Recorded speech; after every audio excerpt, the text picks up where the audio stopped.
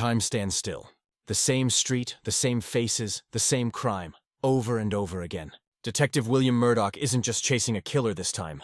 He's chasing time itself. In this twisted case, every second counts. Because if Murdoch can't solve the mystery before midnight, tomorrow may never come. Toronto. The year is 1907. The streets are cloaked in a soft morning fog. Carriages clatter over cobblestones, and gas lamps flicker in the pale dawn. It seems like any other day in the city, but for Detective William Murdoch, this day will defy all logic and reason. As the camera pans across the bustling police station, we see Murdoch poring over a strange blueprint. A new invention, perhaps. Something mechanical, something scientific. His sharp eyes scan every detail, searching for meaning. In the corner, Constable George Crabtree tries to peek at the design, mumbling theories about time travel and parallel worlds, earning a weary sigh from Inspector Brackenreed. It's just another morning in Station House 4. Or so it seems. Moments later, the call comes in. A murder at Queen's Park. A man found dead in an alley, no witnesses, no clear motive. Murdoch grabs his coat and hat, and the familiar rhythm of investigation begins. Julia Ogden, ever the steady partner, joins him at the scene. Her eyes meet his, professional yet full of quiet curiosity. Together, they kneel beside the victim. Everything appears routine, until Murdoch notices something peculiar. The victim's pocket watch. It's cracked, its hands frozen at exactly 10:17 a.m. Murdoch glances at his own watch. The same time, exactly, a chill runs through him. Curious, he mutters, but moves on, unaware of what's about to happen. The scene continues. Evidence collected, suspects interviewed, theories tested. But as dusk falls and Murdoch heads home, the unease lingers. He can't shake the feeling that something about this case feels off. He writes his final notes for the evening, extinguishes the lamp, and goes to sleep. Fade to black. Then, the alarm rings. Morning sunlight spills through the same window. The same sound of carriages outside. Murdoch blinks in confusion. The same papers on his desk. The same blueprint. Crabtree walks in, holding the same cup of tea, making the same joke he made yesterday. Murdoch freezes. His mind races. This can't be, he whispers, but it is. The day has restarted. At first, he tries to rationalize it. Perhaps exhaustion, perhaps déjà vu. But when the murder call comes again, word for word, down to the exact tone of the constable's voice, he knows something unnatural is happening. He follows the same route, arrives at the same scene, and once again, finds the same body, with the same watch, frozen at 10:17. This is no ordinary day. As the sun sets again, Murdoch experiments. He changes small choices, takes a different street, questions a different suspect, writes new notes. But each time, when night comes, the world resets. The same day, the same murder, the same ticking clock frozen in time. Julia notices his unease. "You seem troubled, William," she says gently. He hesitates to explain, afraid she'll think he's lost his mind. Yet deep down, Murdoch feels a strange connection. As if time itself is trying to tell him something. The loop becomes his prison. Each morning he knows what will happen. The call, the victim, the clock. But every repetition brings new clues. A small change in a footprint, a word spoken differently, a face in the crowd he hadn't noticed before. Slowly he realizes, this mystery isn't just about the murder. It's about why time itself refuses to move forward. By the end of the first section, Murdoch stands alone in his lab, surrounded by gears, watches, and diagrams of timepieces. His voice is calm but haunted as he whispers, "Time is supposed to move in one direction. But what if it's circling back to something we've all forgotten?" The lights flicker. The clock strikes 10:17, and once again, the day begins. Tick, tock, tick, tock. The sound of Murdoch's pocket watch echoes through the still air of his laboratory. The hands remain fixed at 10:17 a.m., unmoving, as if time itself refuses to obey. Murdoch stares at it, the gears of his mind spinning faster than the clock ever could. The logical part of him insists there must be an explanation.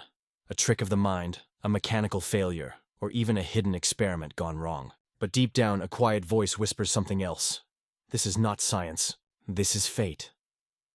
The next morning, or what he believes is morning, unfolds just as before. The same sunbeam falls on his desk. The same sound of Crabtree humming off-key fills the air. And again, the same murder call comes in. The world around Murdoch moves as if nothing unusual has happened. Yet he alone remembers every detail. He rushes to Queen's Park, his steps quicker this time. The crime scene awaits him, frozen in its eerie familiarity. The victim's body lies exactly where it did before. The same expression of shock on his face.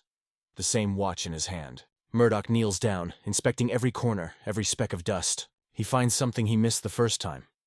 A strange metallic residue near the body, glimmering faintly under the sunlight. He collects it carefully, his detective instincts sharpening. Back at the station, Julia examines the residue. Her voice is calm, scientific. It appears to be a compound similar to mercury, but with traces of something I can't identify. Murdoch frowns. Something not from this time, perhaps, he says half-jokingly, though the look in his eyes betrays that it's no joke at all. That night, Murdoch tries to break the pattern. He stays awake, determined not to sleep, afraid that rest might reset the world once more. But at midnight, a faint ringing sound fills his ears. The same high-pitched hum he heard near the victim. His surroundings blur, the air bends, and once again the morning light floods his room. The loop begins again. Now Murdoch starts recording every detail. He keeps a small notebook hidden in his drawer, marking every event. Who enters the station, what they say, what time the call comes in, and when the light outside changes. Each repetition brings new knowledge, and new questions. He begins to test the limits of the loop. He skips the investigation entirely one day, only to wake up again, unchanged. He arrests a different suspect, confronts a new witness, even breaks his usual routine. Yet still, time rewinds. Every outcome returns him to the same cursed morning. Meanwhile, Julia notices his exhaustion. "William, you're not yourself," she says softly. "You look like you haven't slept in days." He looks up from his notes, his voice low and shaken. "Because, Julia, I haven't. Or perhaps I've slept 1,000 nights, all in the same day." The fear begins to sink in. The scientific detective who trusts only logic now faces something that defies it. In one of the loops, he visits a clockmaker, hoping for answers about the broken pocket watch. The old man's words chill him to the bone. "Some clocks aren't built to tell time, detective. Some are built to trap it." Those words echo in Murdoch's mind as he walks back through the fog. Each step feels heavier, as if the city itself is watching him. The ticking sound grows louder, following him even when he's alone. By the 10th loop, he's no longer just solving a murder.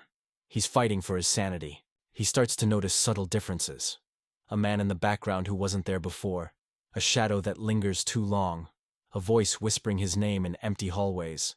The city feels alive, like time itself has become a living creature, toying with him. Yet amidst the chaos, a clue emerges.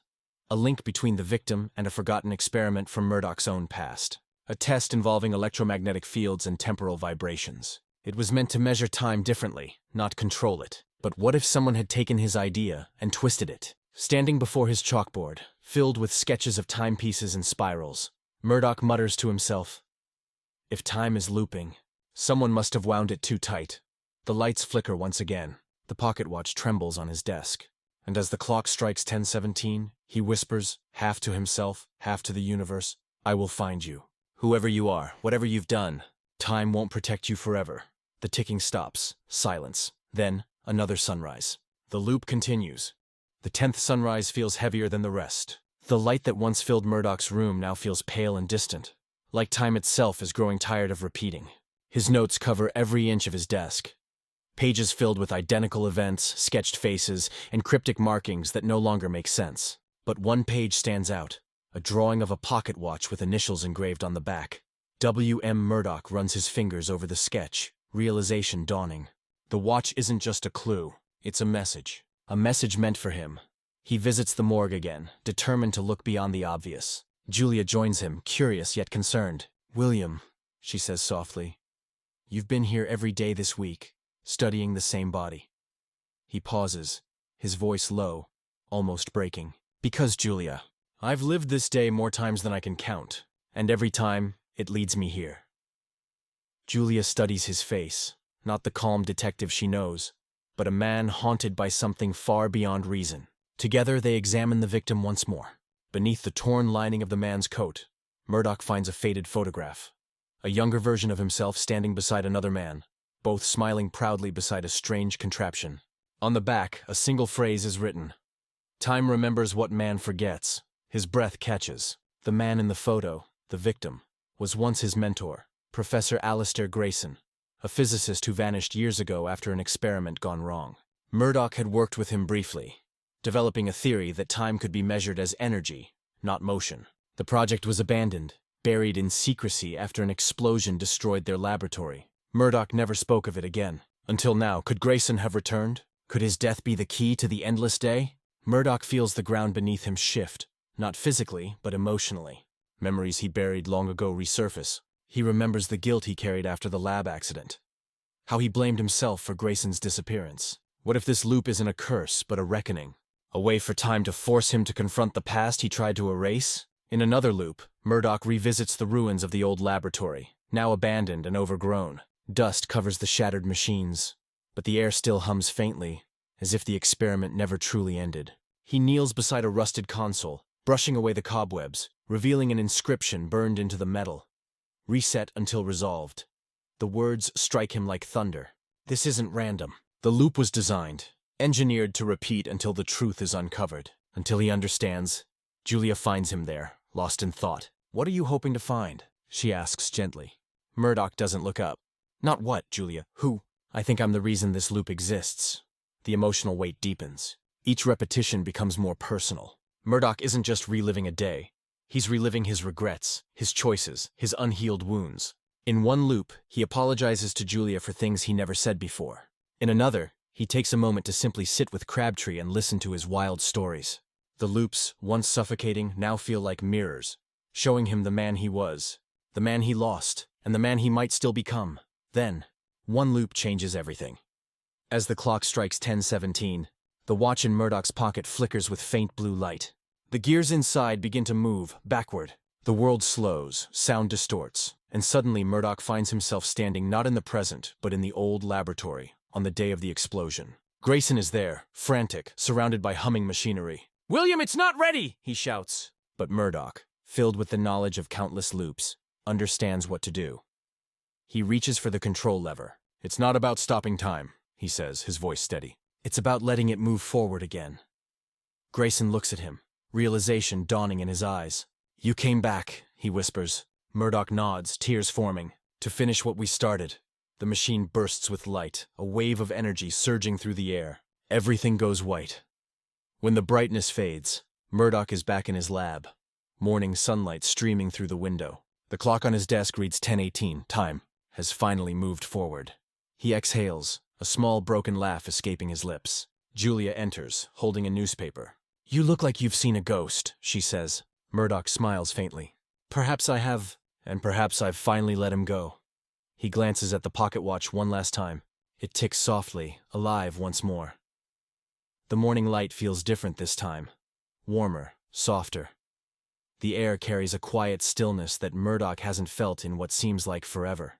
The familiar sounds of carriages and footsteps outside now feel new, as if the world itself is breathing again. On his desk, the pocket watch ticks steadily for the first time in countless loops. Each beat of the second hand sounds like a heartbeat, alive, human, and real. Murdoch sits in silence, listening to time itself move. He runs his thumb across the surface of the watch, now gleaming faintly in the sunlight. The initials, WM, shimmer like they've been newly engraved. He doesn't understand how he escaped the loop, not completely. But deep inside, he knows why. He had faced what he'd long avoided.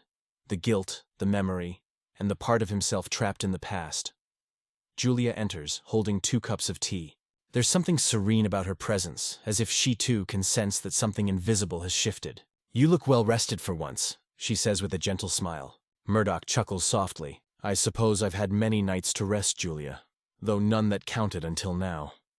He tells her everything. The loops, the repetition, the murder that kept happening, and the strange return to the past. Julia listens quietly, her scientific mind trying to make sense of it all, but her heart understanding the truth that science cannot measure. "Maybe it wasn't time that trapped you," she says thoughtfully. "Maybe it was regret. And once you let it go, time finally moved on." Murdoch nods slowly. "Perhaps you're right. Perhaps the mind creates loops the way a heart creates memories, to remind us what we've yet to fix." Later that day, Murdoch returns to the place where it all began, Queen's Park. The cobblestone path glistens under a light drizzle, and the air smells of rain and earth. The spot where the body once lay is empty now, but Murdoch can still feel the echoes of the past there. He kneels down, places the repaired watch on the ground, and whispers, "Thank you, Alistair, for teaching me that time isn't a prison. It's a gift." As he stands, he hears a faint sound. Not the ticking of the watch, but laughter. Light, distant, like a memory carried by the wind. The kind of sound that doesn't belong to the present, but lingers between moments. Murdoch smiles faintly and walks away, leaving the past to rest. Back at Station House 4, life resumes its usual rhythm. Crabtree bursts into the office with a new wild theory about alien portals. Brackenreed grumbles about paperwork, and Julia's laughter fills the corridor. Everything feels normal, beautifully, perfectly normal. And yet for Murdoch, nothing will ever be quite the same. He writes his final entry in the case file. The loop ended not when the crime was solved, but when understanding began. Time, it seems, is not a line, but a circle. And within that circle lies the truth we fear to face. We are all bound by our memories, but we are freed by our acceptance of them. As night falls, Murdoch walks through his laboratory one last time. The machines are silent, the diagrams neatly rolled away. On the workbench sits a single object, a new pocket watch he's begun to design. But this one is different. Instead of measuring seconds, it counts heartbeats. A reminder that time's true value lies not in how it passes, but in how it's lived. He winds the watch gently, sets it down beside his notes, and looks out the window. Toronto glows under the soft orange light of evening. A new day will come, and this time, it will truly be new. Murdoch turns off the lamp, leaving the room in a calm, golden haze. The camera lingers on the watch, ticking steadily, strong and sure. Then the voice of the narrator returns, low and resonant. Detective William Murdoch learned that the greatest mysteries aren't always found in crimes or clues, but in the ticking spaces between heartbeats, where time and truth meet. And sometimes, to move forward, one must first relive the past. The ticking grows louder, echoing over the closing image of Toronto at dusk. Tick. Tock. Tick. The final shot fades to black, the sound of the watch fading into silence. Then, a single line appears on screen. Time moves forward, but the past always remembers. The credits roll, the mystery complete, yet leaving behind the quiet question that lingers in every viewer's mind. If you had one day to live over and over again, what truth would you finally face?